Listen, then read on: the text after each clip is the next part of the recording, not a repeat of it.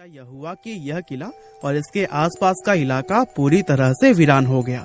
यहाँ तक कि आज भी ये किला सैकड़ों सालों से इसी तरह से वीरान पड़ा हुआ है, जो कि दिखने में बेहद ही खौफनाक नजर आता है। इसके बारे में लोग यह बताते हैं कि किले से लोगों के चीखने, चिल्लाने, रोने और घुंघरुओं की रहस्यमय आवाजें आती हैं। साथ ही बहुत से लोग यह भी दावा करते हैं कि जो कोई भी इस किले में रात के समय गया है वो फिर कभी भी वापस लौटकर नहीं आया है। और यही वजह है कि दिन में भी बहुत कम लोग ही इस किले के अंदर जाने की हिम्मत कर पाते हैं। अब ऐसे में ये सवाल तो मन में जरूर आता है कि आखिर इस किले के साथ ऐसा क्या हुआ था कि इसको इस तरह से शापित और भुतहा माना जाने लगा।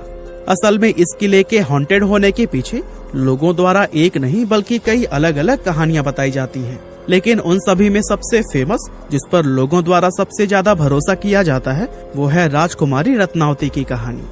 कहते हैं कि जब इस किले का निर्माण करवाया गया था तब इसमें रत्नावती नाम की एक बेहद खूबसूरत राजकुमारी रहा करती थी। उस समय राजकुमारी रत्नावती की उम्र 18 साल थी और उनकी खूबसूरती की चर्चाएं दूर दूर तक हुआ करती थी।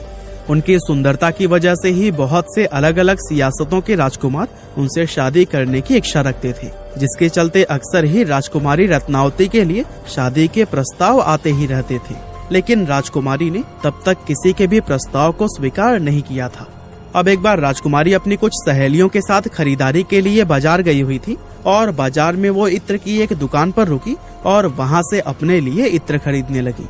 इतने में ही उस दुकान से कुछ दूरी पर खड़े सिंघिया सेवड़ा नाम के एक व्यक्ति की नजर राजकुमारी पर पड़ी।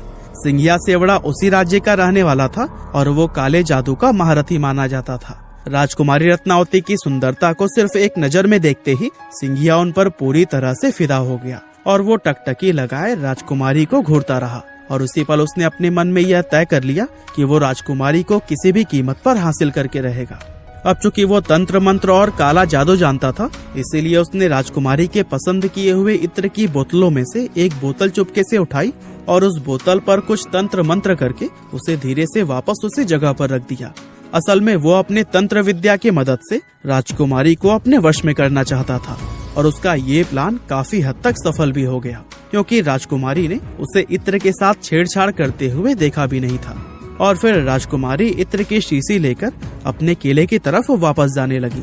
साथ ही सिंघिया सेवड़ा भी छिप छिप कर राजकुमारी का पीछा करने लगा। हालांकि अभी राजकुमारी सिर्फ कुछ दूर पहुंची ही थी, तभी उनकी एक सहेली ने उन्हें बताया कि एक अनजान व्यक्ति ने इत्र की शीशी पर तंत्र मंत्र किया हुआ है।